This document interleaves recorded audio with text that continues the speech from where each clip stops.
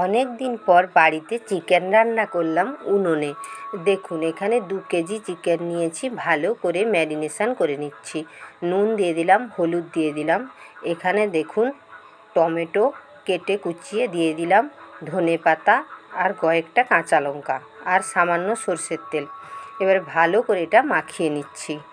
মাখানোর কাছে কিন্তু অনেকটা রান্না নির্ভর করে। মাখানোটা যদি ভালো হয় রান্নাটাও কিন্তু খুবই ভালো হবে। তাই বেশ কিছুক্ষণ ধরেই আমি ভালো করে মাখিয়ে নিলাম।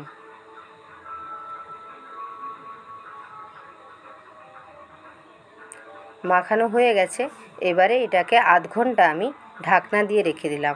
এবারে উনুনটা দেখুন ধরিয়ে দিয়েছি। এইবারে এর মধ্যে আমি হাঁড়িটা চাপিয়ে দিলাম। এতে পরিমাণ মতন সরষের তেল দিয়ে দিলাম। তেলটা গরম হয়ে গেছে। এতে দিয়ে দিলাম এলাচ, দারচিনি, লবঙ্গ আর সামান্য জিরে।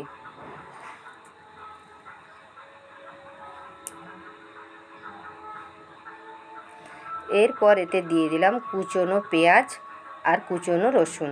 ভালো করে লাল লাল করে ভেজে নিলাম।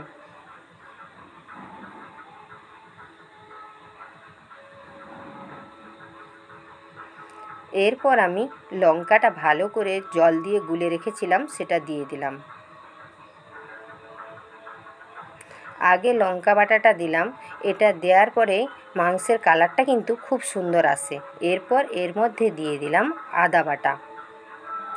তারপর মশলাটা ভালো করে কষিয়ে নিলাম।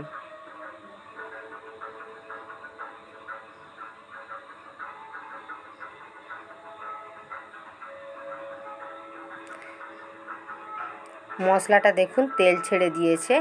ভালো করে কষিয়ে এবারে এর মধ্যে মাংসটা দিয়ে দেব।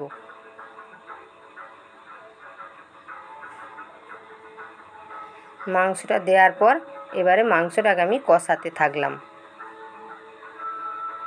মুরগির মাংস বেশিক্ষণ কষানোর দরকার নেই। খাসি মাংস হলে অনেকক্ষণই কষানোর দরকার ছিল।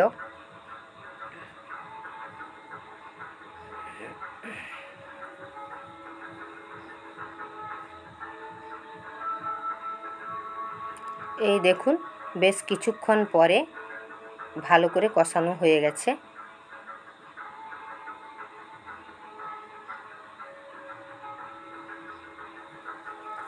এবার আমি এর মধ্যে জল দিয়ে দিলাম।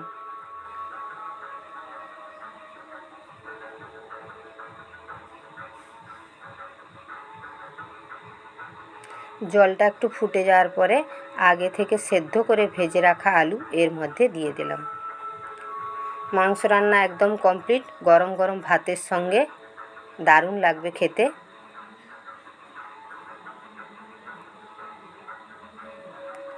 দারুণ